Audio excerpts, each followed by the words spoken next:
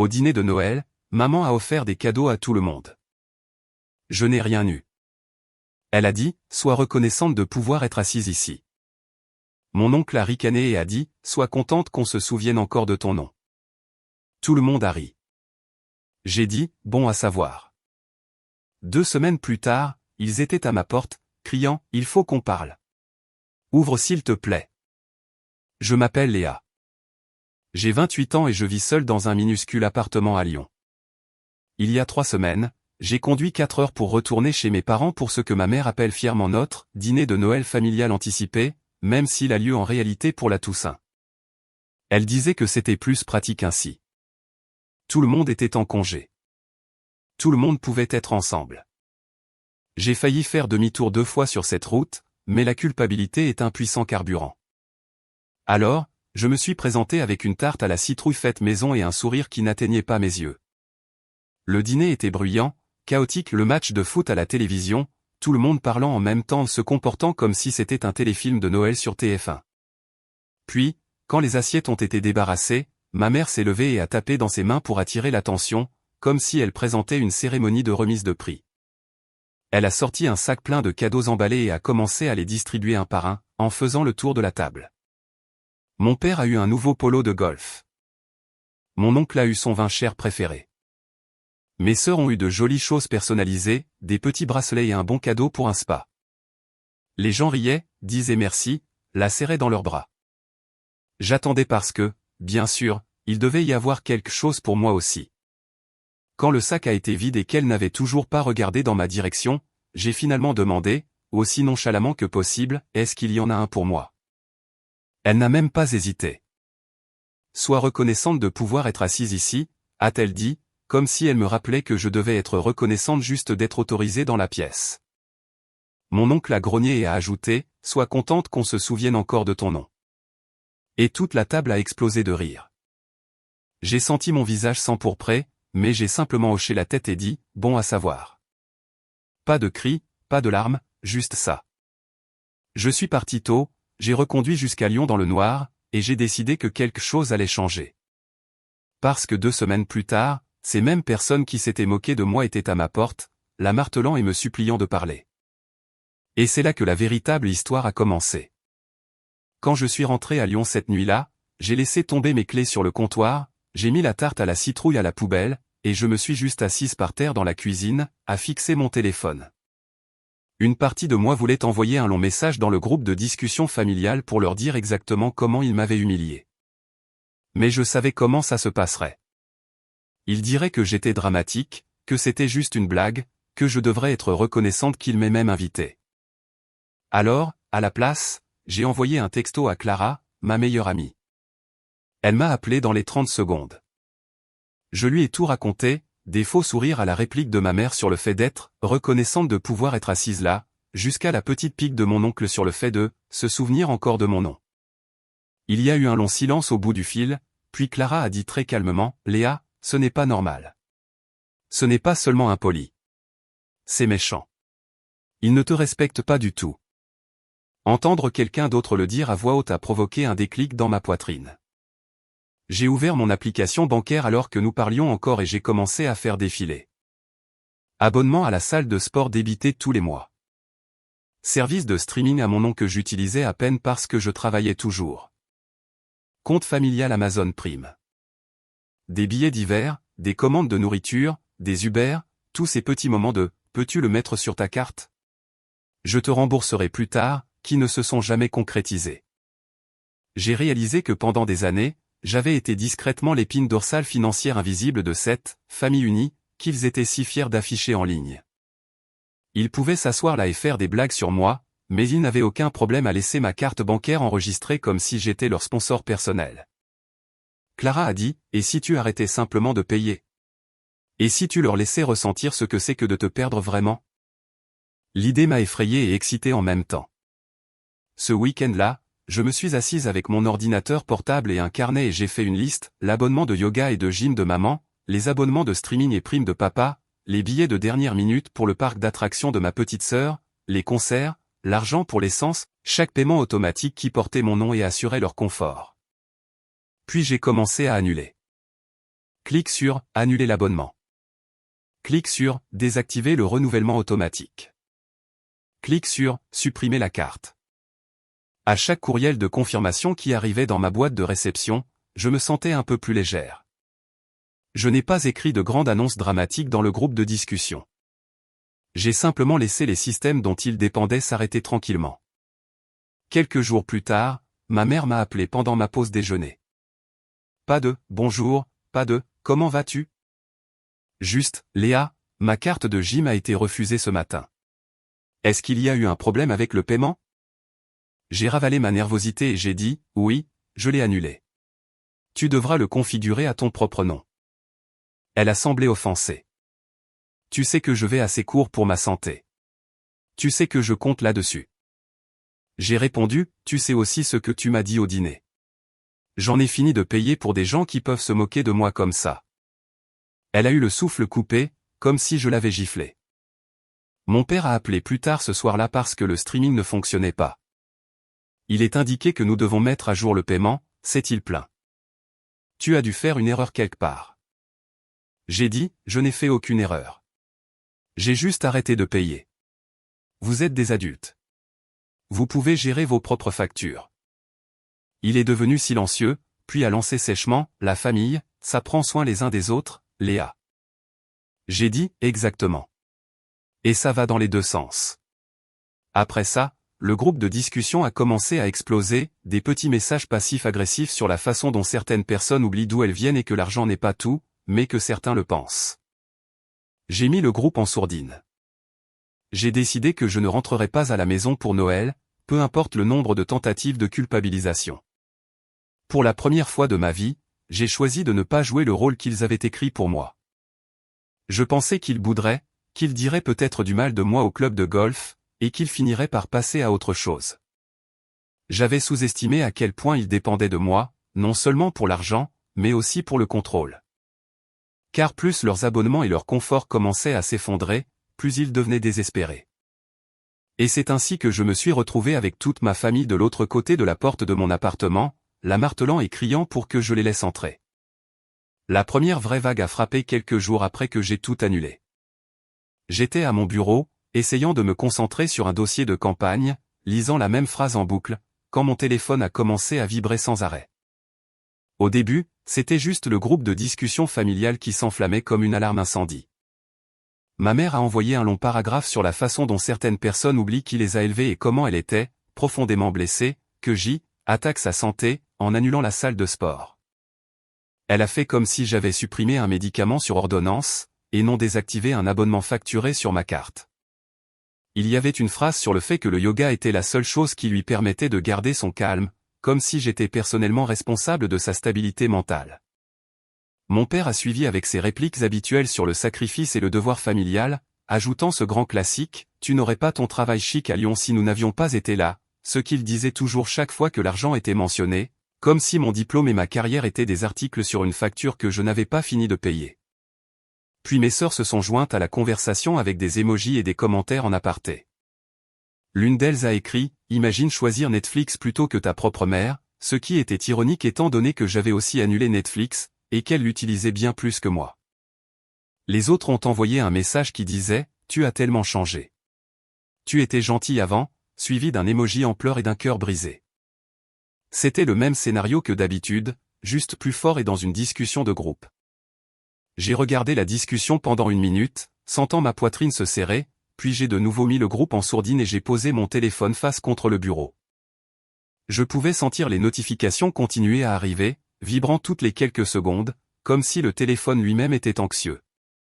10 minutes plus tard, Clara m'a envoyé des captures d'écran d'Instagram.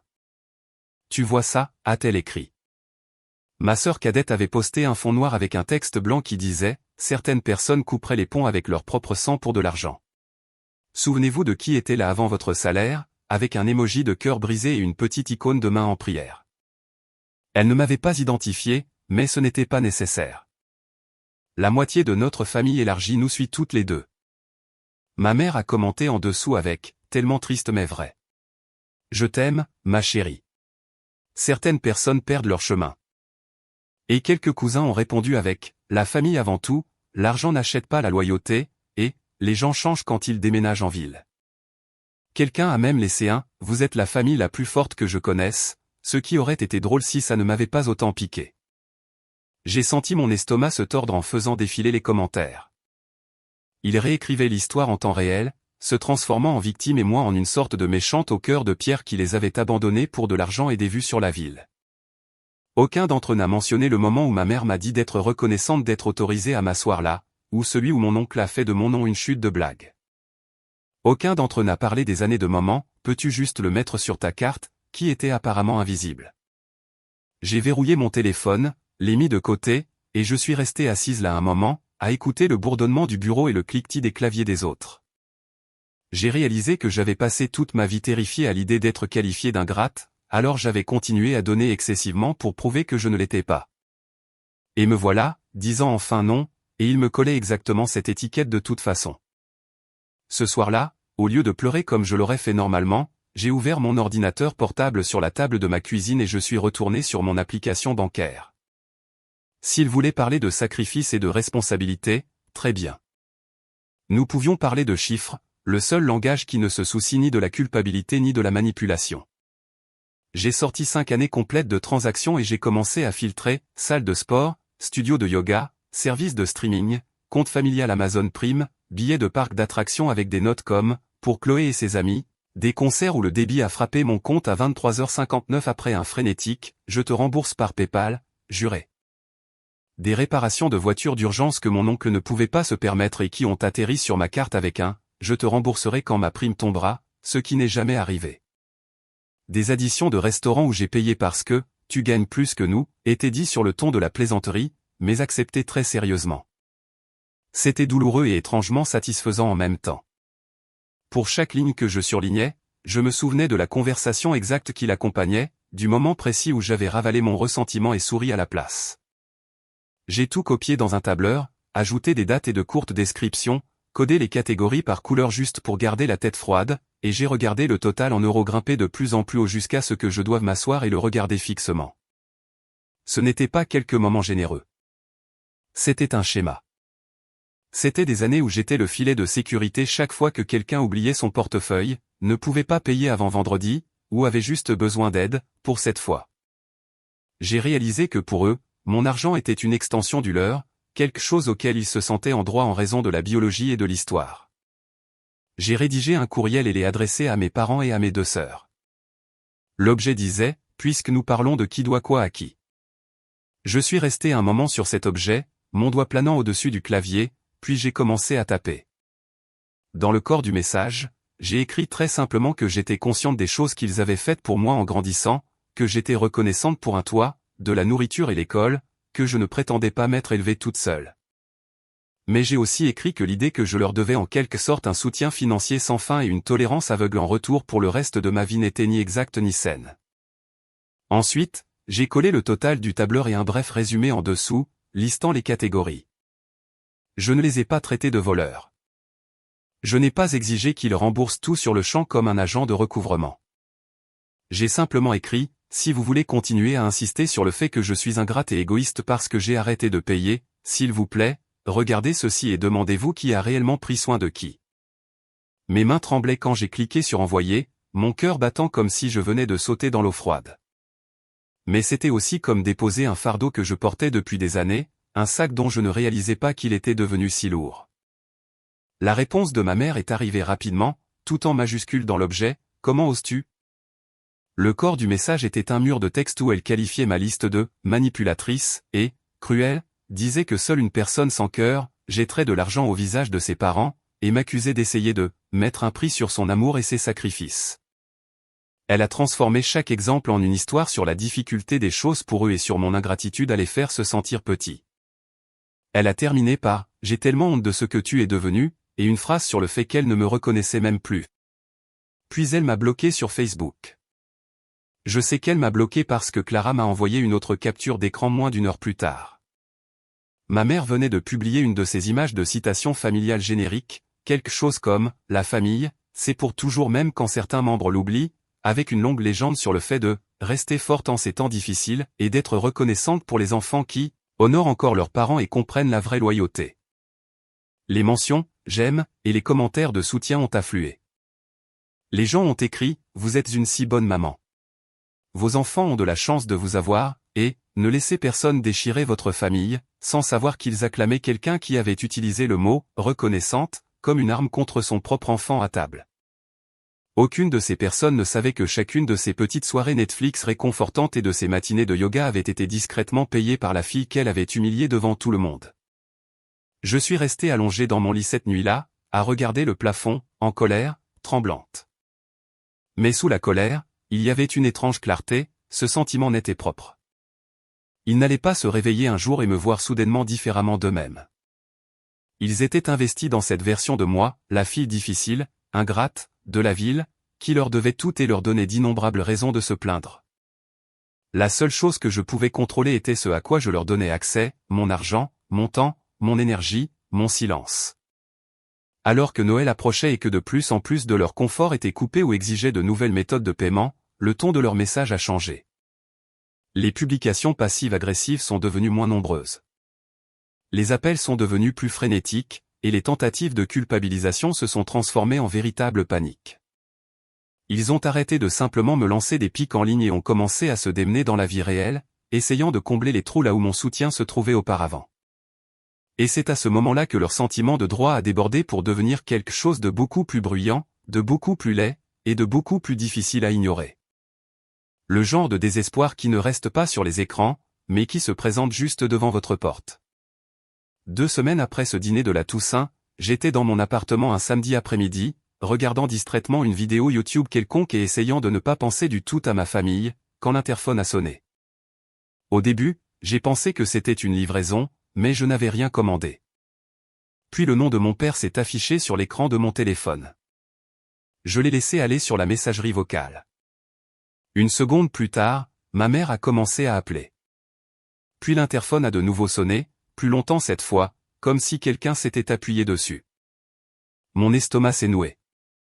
Je me suis dirigé vers l'interphone et j'ai appuyé sur le bouton juste assez pour entendre le bruit du hall. C'est alors que j'ai entendu la voix de ma mère résonner dans la cage d'escalier, forte et stridente. « Léa, on sait que tu es à la maison. Ouvre-nous. » Il y avait ce ton faussement joyeux, comme si elle essayait de paraître normale pour quiconque pourrait l'entendre, mais en dessous, c'était de la pure colère. J'ai figé une seconde, puis j'ai tranquillement vérifié le couloir à travers mon Judas. Quelques minutes plus tard, je les ai vus. Ma mère et mon père debout devant la porte de mon appartement, ayant clairement réussi à embobiner un autre locataire pour entrer dans l'immeuble. Ma mère tenait un sac cadeau rouge brillant avec du papier de soie qui en sortait comme dans une publicité. Mon père avait quelques sacs plus petits accrochés à son poignet. Mon téléphone a recommencé à sonner sur la table derrière moi. Je l'ai laissé sonner. Ma mère a frappé poliment au début. 3 légers coups. « Léa, ma chérie, ouvre. On t'a apporté quelque chose. On veut juste te parler avant Noël », a-t-elle appelé, assez fort pour que tout le monde à l'étage puisse l'entendre. J'ai pris une profonde inspiration, me suis approché, mais je n'ai pas déverrouillé la porte. « Je ne veux pas parler maintenant », ai-je dit à travers le bois. « Vous devez partir. » Le changement dans sa voix a été instantané. La fausse douceur s'est fissurée. Elle a frappé plus fort, les sacs bruissants. « On a conduit 4 heures pour être ici, Léa. 4 heures. Le moins que tu puisses faire, c'est d'ouvrir la porte et de parler à tes propres parents. » Mon père est intervenu, sa voix déjà agacée. « C'est ridicule. On ne va pas faire ça à travers une porte. Ouvre. » J'ai répété, « Non. Vous n'avez pas le droit de m'humilier, de vous moquer de moi, puis de vous présenter avec des sacs cadeaux comme si ça réglait quoi que ce soit. Vous devez partir. » Il y a eu une pause, puis les coups se sont transformés en martèlement en règle. La voix de ma mère s'est élevée, tremblante et dramatique. « Tu t'entends? C'est ce que cette ville t'a fait. Tu te crois meilleur que nous maintenant? Tu annules des choses sans prévenir. Tu envoies ce courriel dégoûtant, et maintenant tu ne peux même plus nous regarder. » Elle a commencé à renifler bruyamment. « Notre famille s'effondre et tu t'en fiches complètement », a-t-elle pleuré. Mon père a baissé la voix, mais je pouvais encore entendre la colère dedans. « C'est une question de respect, Léa. Tu nous devais une chance de parler en personne. Comporte-toi en adulte et ouvre cette porte. J'ai failli rire à cette injonction, considérant que tout cela avait commencé parce qu'il se moquait de moi devant tout le monde comme si j'étais une enfant. Au lieu de cela, j'ai dit, le respect va dans les deux sens. Se tenir devant ma porte et essayer de forcer une conversation à laquelle j'ai dit non, ce n'est pas du respect. Mon téléphone a vibré dans ma main. C'était ma sœur cadette qui appelait. Comme je n'ai pas répondu, elle a immédiatement enchaîné avec un texto, « Ils sont devant ta porte. Ouvre, c'est tout. N'aggrave pas les choses. » Maman est en train de paniquer. J'ai répondu par texto, « Ils sont venus sans y être invités. C'est leur problème. » Une seconde plus tard, elle a répondu, « Tu es cruel. Ils t'ont apporté des cadeaux de Noël pour arranger les choses. » À travers la porte, ma mère a dû décider de jouer sur cet angle. Elle a de nouveau élevé la voix et a dit, « On t'a apporté des cadeaux, Léa. On ne t'a pas oublié. On essaie. C'est ce que tu voulais, n'est-ce pas? De l'attention. » C'était presque drôle la façon dont elle a retourné la situation. J'ai imaginé ce qu'il y avait dans ces sacs. Peut-être un pull basique d'important de solde. Peut-être une bougie, quelque chose qu'il pourrait montrer plus tard en disant, « On a essayé, mais elle nous l'a jeté au visage. » Je ne voulais rien de tout ça. Vous ne réparez rien avec des cadeaux, ai-je dit. Vous ne vous êtes même jamais excusé pour ce que vous m'avez dit, pour vous être moqué de moi devant tout le monde. Il y a eu un temps de silence. Puis ma mère a lâché, « Oh mon Dieu, tu es encore là-dessus? » C'était une blague, Léa. Une blague. Les gens normaux peuvent accepter une blague à table. Mon père a ajouté, « Tu fais toute une histoire d'un seul commentaire et tu punis toute la famille pour ça. » C'est à ce moment-là que j'ai su qu'il n'y avait rien pour moi de l'autre côté de cette porte. Pas encore. Pas comme ça. J'ai ressorti mon téléphone et j'ai envoyé un texto à ma mère, « Vous avez 10 minutes pour partir ou j'appelle la sécurité de l'immeuble. » À voix haute, j'ai dit, « Vous devez partir. Je suis sérieuse. » Le martèlement s'est arrêté une seconde, puis a repris encore plus fort, accompagné de la voix craquante de ma mère. « Il faut qu'on parle. Ouvre. S'il te plaît, ne nous fais pas ça. Ne fais pas ça à ta mère. » Mon cœur battait si fort que je pouvais l'entendre dans mes oreilles, mais je n'ai pas bougé vers la serrure.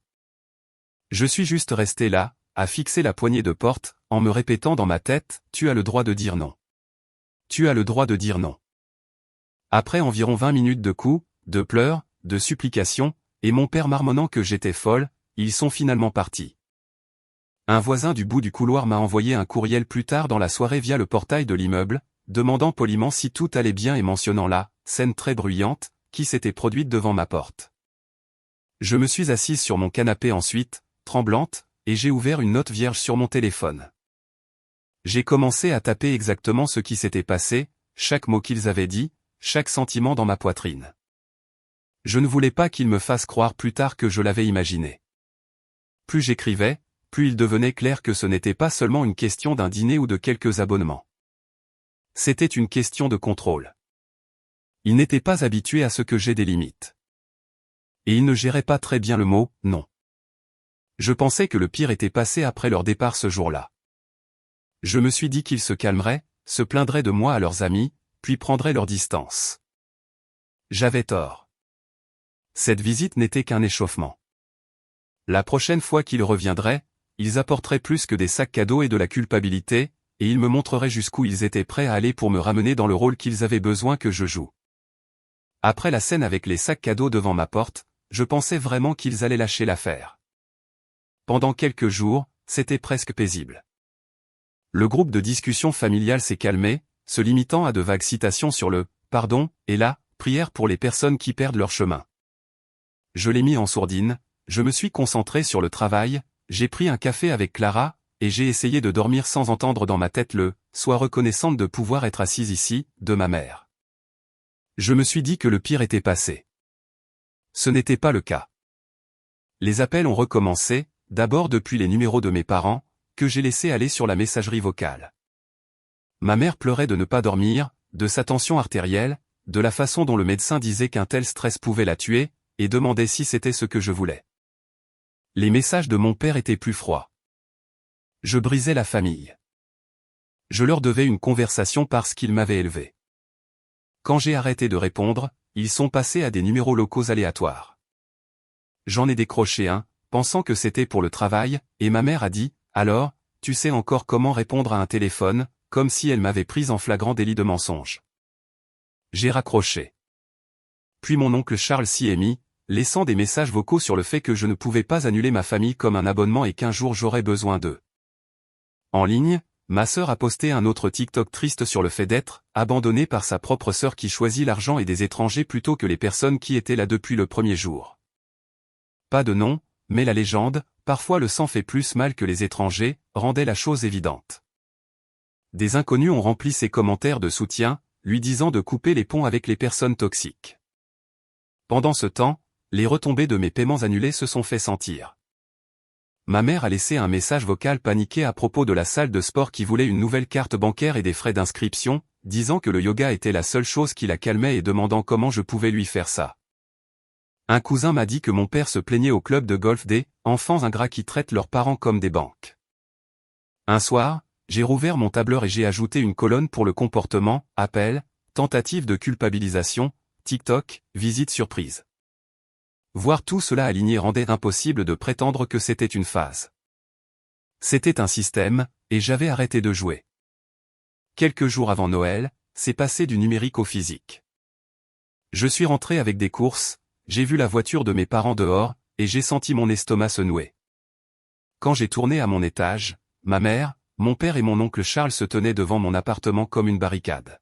« La voilà », a dit ma mère à voix haute. « Tu te sens fier d'appeler la sécurité pour tes propres parents. » J'ai posé le sac, gardé mes clés dans ma main. « Vous n'êtes pas censé être ici.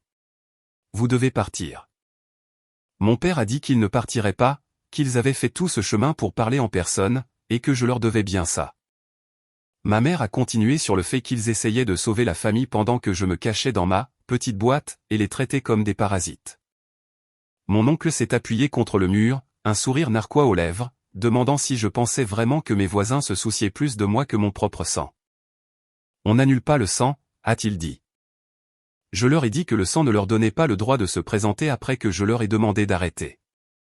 Ma mère a ricané, a dit que personne ne m'avait attrapé, m'a accusé de tout déformer et de les faire passer pour des agresseurs pour que je puisse me sentir justifié. Mon père s'est rapproché jusqu'à ce que ma porte soit dans mon dos. « Voici ce qui va se passer », a-t-il dit. « Tu vas rentrer à la maison avec nous pour Noël. Cette comédie s'arrête maintenant. » Ma voix tremblait, mais j'ai dit « non. Je vous ai dit de partir. Vous me harcelez. » Ma mère a frappé la porte de la paume de sa main juste à côté de ma tête, si fort que j'ai sursauté, criant sur tout ce qu'ils m'avaient donné et comment je leur devais tout. Mon oncle m'a vu tressaillir, a souri, et a mis sa main sur mon épaule, essayant de me repousser de la serrure. Quelque chose en moi est devenu très calme. J'ai repoussé sa main et j'ai dit, fort et clair, ne me touche plus. J'ai sorti mon téléphone, j'ai appelé la sécurité de l'immeuble et j'ai dit, ma famille est de nouveau ici. Je leur ai dit de partir. Ils ne veulent pas. L'un d'eux a mis les mains sur moi. J'ai besoin de quelqu'un ici. Ils m'ont regardé comme si j'avais mis le feu à l'immeuble. Le gardien est monté, a écouté les deux versions, puis s'est tourné vers eux et a dit, elle vit ici. Elle vous a demandé de partir. Vous ne pouvez pas continuer à venir ici et à faire des scènes. Si vous revenez, nous devrons faire appel à la police. Il les a accompagnés jusqu'à l'ascenseur pendant que ma mère pleurait et que mon père marmonnait sur les enfants ingrats. Mon oncle m'a jeté un dernier regard et a dit à voix basse, « Tu vas le regretter. » Plus tard, la direction a glissé un avis sous ma porte documentant l'incident et déclarant qu'il n'était plus autorisé à revenir sans permission, que des visites répétées pourraient entraîner une ordonnance d'interdiction de séjour et l'intervention de la police. Pour la première fois, il y avait quelque chose sur papier qui disait que ce n'était pas juste un drame familial. D'autres personnes l'avaient vu. D'autres personnes étaient prêtes à appeler ça par son nom. Je voulais croire que cet avertissement suffirait à les faire arrêter. Mais les gens qui sont habitués au contrôle ne l'abandonnent généralement pas à cause d'un simple bout de papier. Et la prochaine fois qu'il viendrait, ce ne serait pas seulement la sécurité qui interviendrait. Quelques jours avant Noël, j'ai finalement commencé à me détendre. La sécurité avait déposé son rapport, mes parents et mon oncle avaient déjà été escortés une fois, et mon téléphone était silencieux pour la première fois depuis des semaines. J'ai bloqué quelques numéros, mis le groupe familial en sourdine, je me suis plongé dans les projets de fin d'année, et je me suis accroché au plan de passer le réveillon de Noël avec Clara, à manger à emporter et à regarder des films stupides. Je me suis dit qu'ils en avaient fini. J'avais tort. Un après-midi, je montais les escaliers avec des courses quand je l'ai entendu, mon nom de famille résonnant dans la cage d'escalier, la voix de ma mère, aiguë et trop forte. Elle est à cet étage. Je sais qu'elle y est. Léa, sors d'ici tout de suite. Mon estomac s'est noué. Quand j'ai tourné au coin de mon étage, ils étaient de nouveau là, ma mère, mon père et mon oncle Charles, debout au milieu du couloir devant ma porte comme s'ils en étaient les propriétaires. Ma mère s'est retournée vers moi. Te voilà, a-t-elle lancé. Tu te sens puissante maintenant? Appelez la sécurité pour tes propres parents. Mon père se tenait raide, la mâchoire serrée. Mon oncle s'appuyait contre le mur comme si c'était son divertissement du jour. J'ai posé mon sac de course et j'ai gardé mes clés dans ma main. Vous n'êtes pas censé être ici, ai-je dit. Vous devez partir. Nous ne partons pas, a dit mon père. Pas tant que tu n'arrêteras pas d'agir comme une étrangère et que tu ne nous parleras pas comme une adulte. Nous avons fait tout ce chemin avant Noël pour essayer de régler ça. Ma mère est intervenue, la voix s'élevant pour que chaque porte puisse l'entendre. Nous nous battons encore pour cette famille, a-t-elle dit. Tu nous as coupé de ta vie. Tu nous humilies avec ce courriel. Tu appelles la sécurité contre nous, et tu ne peux même pas nous regarder dans les yeux. Nous t'avons tout donné. J'ai senti des portes s'entr'ouvrir le long du couloir. Mon oncle s'est détaché du mur et s'est approché. Tu crois que ces gens se soucient plus de toi que nous, a-t-il demandé, hochant la tête vers les autres appartements.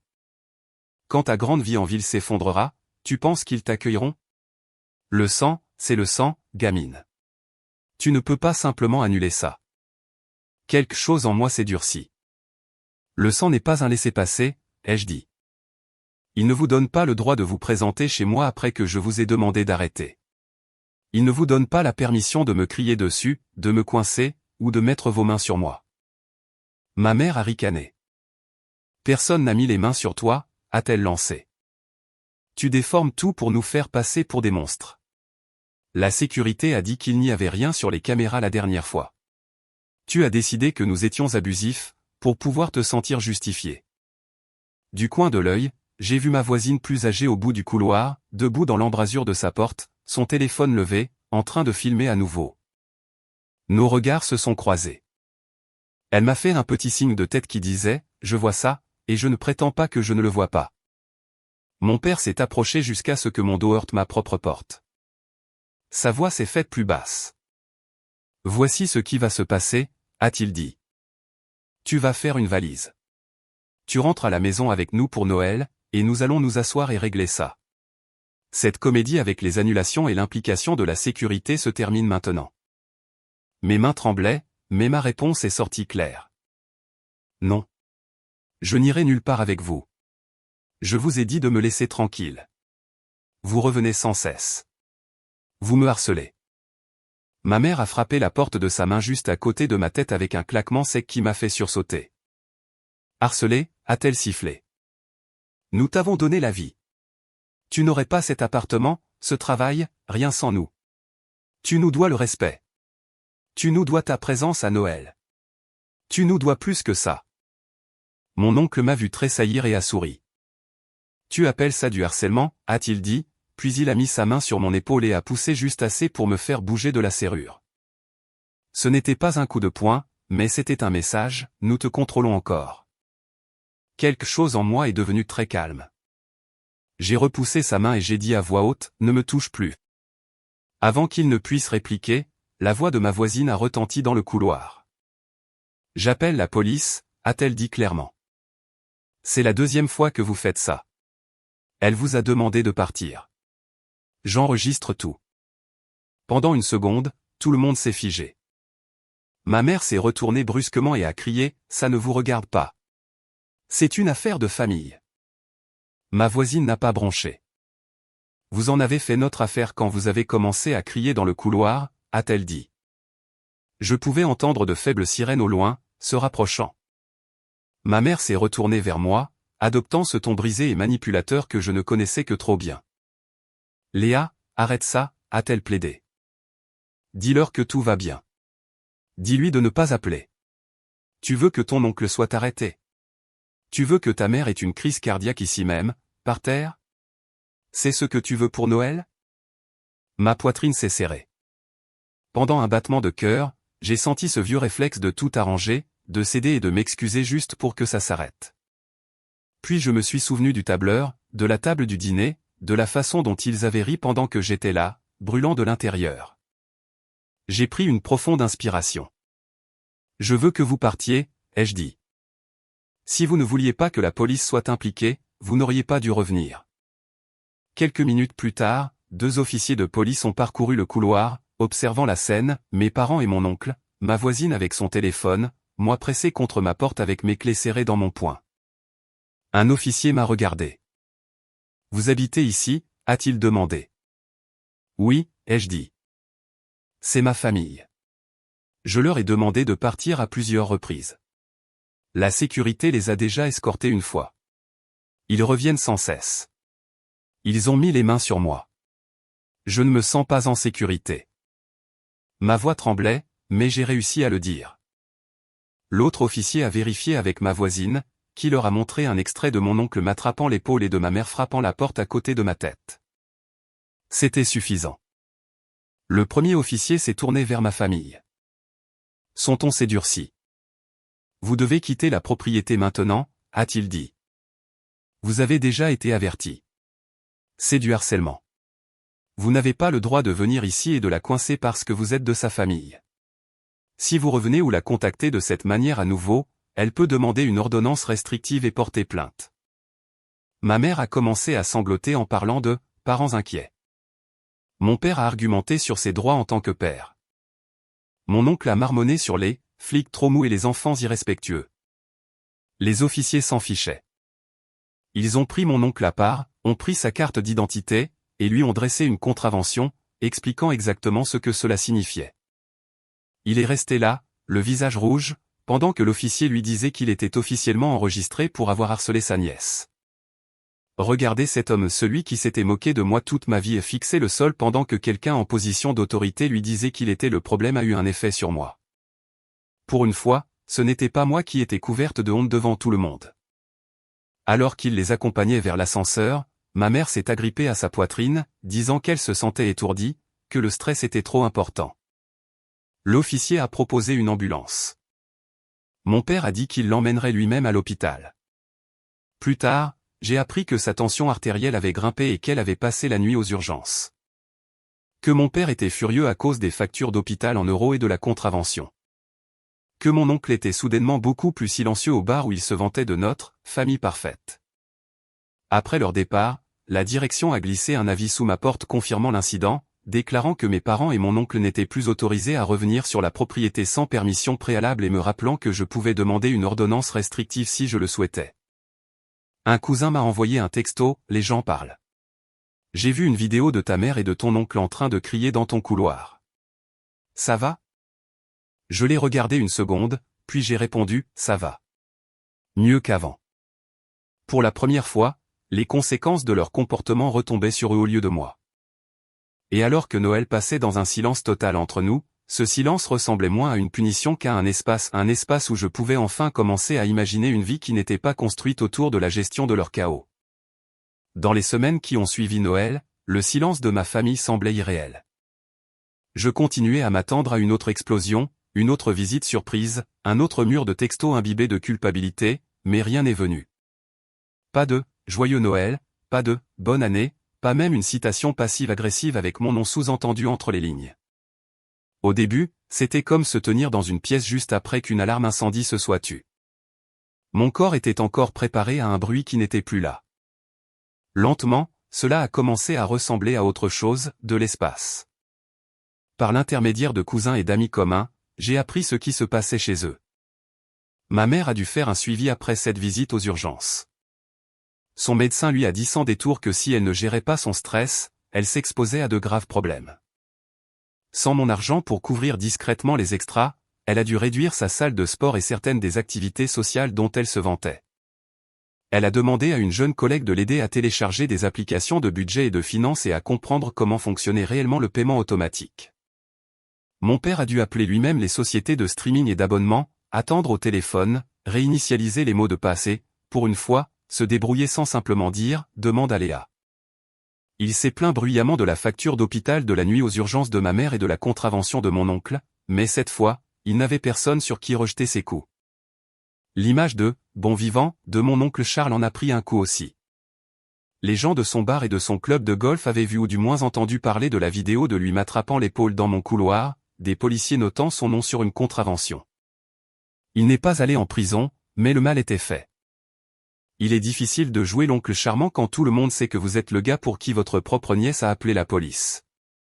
Mes sœurs sont devenues plus discrètes en ligne, moins de selfies de concerts et de voyages impulsifs, plus de publications sur les heures supplémentaires et le travail acharné pour atteindre ses objectifs. Quand je me suis retiré de leur filet de sécurité invisible, elles ont dû se tenir sur leurs deux pieds. C'est ce qui a fait tilt pour moi.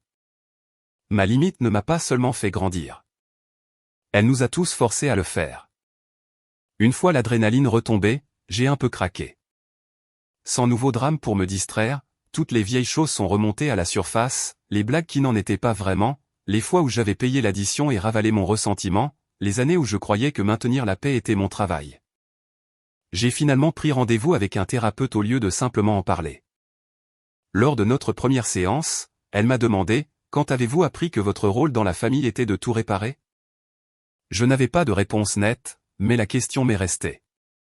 J'ai aussi trouvé un groupe de soutien en ligne et un subreddit rempli de gens avec des histoires qui me semblaient inconfortablement familières, des parents qui utilisaient la culpabilité comme une arme, des proches qui utilisaient la famille comme une laisse, des frères et sœurs qui ne contactaient que lorsqu'ils avaient besoin de quelque chose. En lisant leurs commentaires, j'ai vu des mots que je ne m'étais jamais autorisé à utiliser pour ma propre situation, manipulation, abus émotionnel, exploitation financière. Cela n'a pas changé ce qui s'était passé, mais cela a changé la façon dont je me jugeais pour avoir enfin tourné la page. Des mois plus tard, ma mère a envoyé un court courriel. Pas d'objet, juste « Je suis désolé que les choses se soient si mal passées entre nous. Je ne suis pas d'accord avec la façon dont tu as géré tout ça, mais tu me manques. J'espère que tu vas bien. » Ce n'étaient pas les excuses que je voulais, mais c'était quelque chose. Je n'ai pas répondu tout de suite. Quand je l'ai fait, je suis resté simple. Je lui ai dit que j'allais bien, que j'espérais qu'elle prenait sa santé au sérieux, et que si nous devions nous reparler un jour, ce devrait être différent. Pas de cris, pas de culpabilité, pas de prétention que la Toussaint était juste une blague. J'ai dit que j'étais ouverte à une conversation un jour, de préférence avec un thérapeute présent, mais que je ne retournerais pas à payer pour tout et à être reconnaissante d'être assise là. Cliquer sur envoyer ne m'a pas donné l'impression de rouvrir la porte. C'était plutôt comme la verrouiller à l'ancienne version de nous et ne laisser qu'une petite fenêtre gardée. Je ne sais pas exactement ce qui se passera avec ma famille à long terme. Peut-être que nous construirons quelque chose de plus petit et de plus sain. Peut-être que nous resterons en contact limité pour toujours. Ce que je sais, c'est ceci, pour la première fois, ma paix ne dépend pas de leurs humeurs. Je paie mes propres factures pour moi. Je passe les vacances avec des gens qui ne font pas de moi une chute de blague en appelant ça de l'amour. Je ne mesure plus ma valeur à mon utilité pour les personnes qui m'ont élevé. S'il y a une leçon à tirer de tout cela, c'est que la famille n'est pas un laissez-passer pour vous manquer de respect. L'amour sans respect n'est que du contrôle déguisé en sollicitude. Les limites ne sont pas une trahison, elles sont le respect de soi en action. Et parfois, la vengeance la plus satisfaisante n'est pas de claquer une porte. C'est de s'en aller, de laisser les gens enfin ressentir les conséquences de leur propre comportement, et de construire une vie où l'on n'est pas simplement reconnaissant d'être autorisé dans la pièce, mais sincèrement heureux de se tenir debout par ses propres moyens. Avez-vous déjà eu à choisir votre propre santé mentale plutôt que l'approbation de votre famille ?